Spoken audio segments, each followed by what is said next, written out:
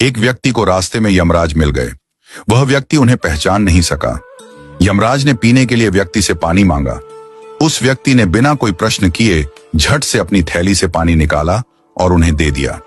वृद्ध ने कृतज्ञ होकर जल पिया और फिर कहा, वत्स, मैं यमराज हूं। आज तुम्हारी आयु पूरी हो चुकी है और मैं तुम्हारे प्राण हरने आया हूं। यह सुनकर व्यक्ति का चेहरा सफेद पड़ गया।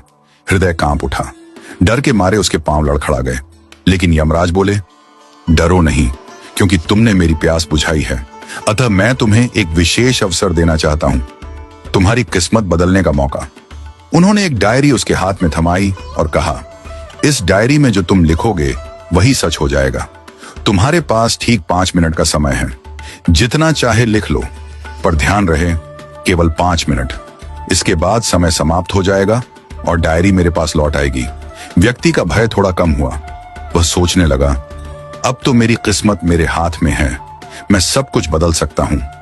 उसने जल्दी जल्दी डायरी खोलनी शुरू की। पहला पृष्ठ देखा। वहां लिखा था, तुम्हारा पड़ोसी रामदीन कल लॉटरी जीतकर करोड़पति बनने वाला है।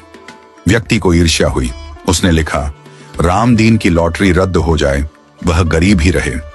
दूसरा पृष्ठ लिखा था, तुम्हारा मित्र रघु चुनाव जीतकर मंत्री बनने वाला है। व्यक्ति ने लिखा, रघु चुनाव हार जाए, उसे अपमान झेलना पड़े। तीसरा पृष्ठ, तुम्हारा छोटा भाई विदेश जाकर बड़ा व्यापारी बनने वाला है।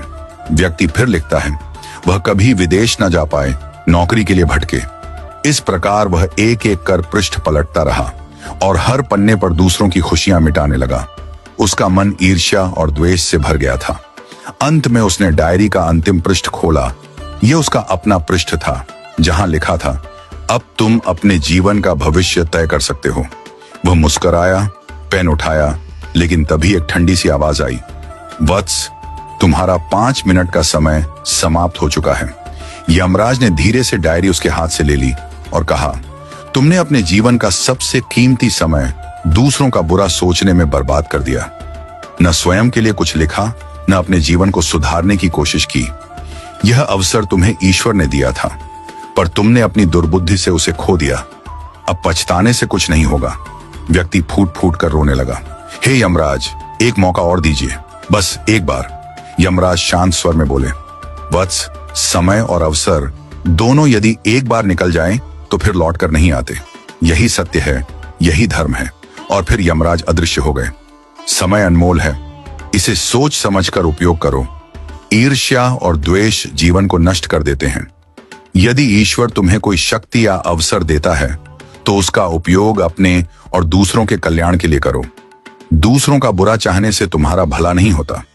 जो व्यक्ति अपने भाग्य को सुधारने की जगह दूसरों को गिराने में समय लगाता है, वह अंत में अपने हाथों अपनी ही हार लिख देता है।